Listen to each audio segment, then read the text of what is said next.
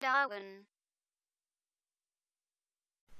Afin de rendre vos différents textes agréables à lire, il est conseillé de les mettre en forme.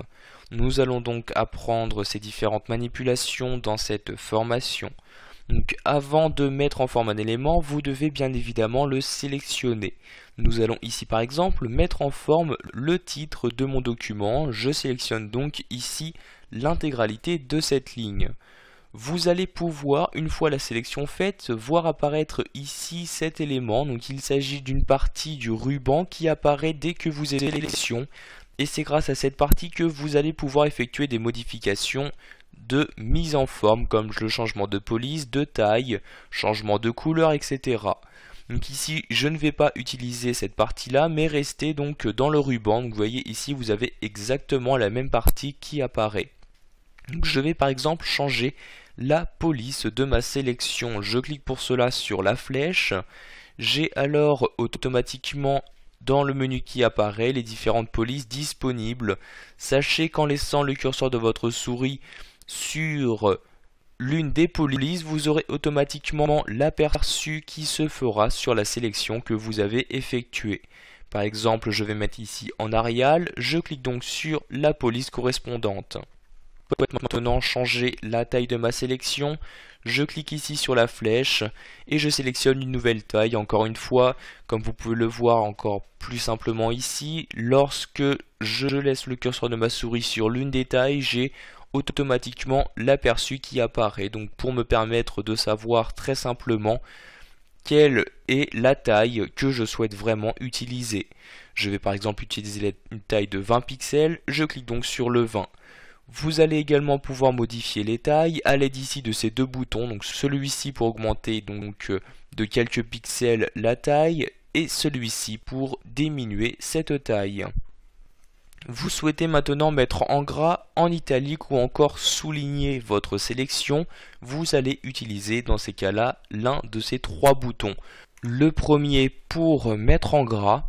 Vous recliquez pour désactiver, donc par exemple ici je vais mettre en italique, le souligner, donc un soulignement simple en cliquant ici directement sur le bouton. Vous pouvez également changer de trait de soulignement en cliquant ici sur la flèche et en sélectionnant le nouveau trait que vous souhaitez utiliser. Par exemple ici en trait en pointillé, je clique dessus pour l'appliquer encore une fois à ma sélection. Enfin, nous allons voir comment modifier les différentes couleurs. Vous avez différents types de couleurs disponibles. Vous avez à l'aide de ce bouton la possibilité de changer la couleur de police. Cette couleur vous permettra donc de changer ici le fond de votre texte et enfin appliquer ici différents effets. Donc je vais par exemple ici pour mon titre l'afficher en rouge et le surligner en bleu. Sur la flèche et dans ce menu je sélectionne la couleur rouge. Pour le surlignement, je peux faire pareil. Je clique ici sur la flèche et je sélectionne le surlignement, par exemple le bleu comme ceci. Comme vous pouvez le voir, donc les modifications ont bien été apportées. Donc j'ai maintenant un fond bleu et donc mon texte qui a été écrit en rouge. Vous allez donc maintenant pouvoir apporter ces modifications de mise en forme sur tous les éléments que vous souhaitez. Je souhaite par exemple mettre ici chapitre 1 en gras, je le sélectionne, j'appuie sur le bouton gras, automatiquement la modification est effectuée. Si maintenant vous souhaitez pouvoir rapidement annuler toutes les modifications de mise en forme que vous avez effectuées, vous faites ici la sélection de l'élément en question et vous n'avez qu'à cliquer sur ce bouton là, donc le bouton pour effacer la mise en forme.